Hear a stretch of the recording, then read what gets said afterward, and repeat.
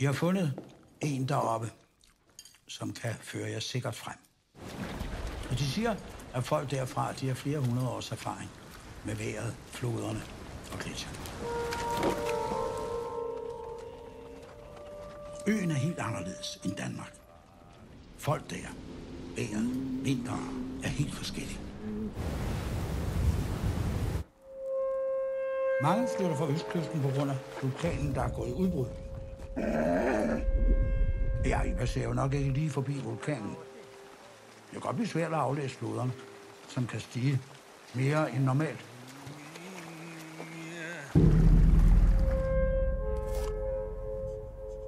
Folk siger, at vulkanen den udsender en stank. Og så må man jorden have skidt i bukserne. Elske fader, min herre Gud, som har skabt mig derinde. Det skrider ikke frem efter min liv. Jeg kan ikke rejse mere. Jeg kan ikke sove her i nat. Jeg kan ikke tale med nogen. Jeg kan ikke være mere med de her mennesker. Tag tilbage. Rejs hjem.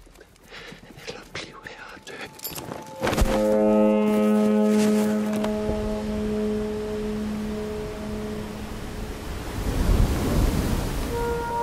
Jeg ved godt, at din opgave indimellem kan forekomme gigantisk. Der er jo ikke nogen, der bilder sig ind, at det bliver nemt. Og derfor bliver du udvalgt. Men glem det. Og tænk på apostlene, der blev sendt ud for at prædike for verden. Hele verden og alle i den.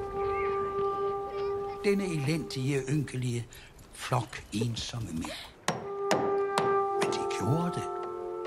Og af den grund er ingen opgave umulig. Og derfor er din opgave heller ikke umulig.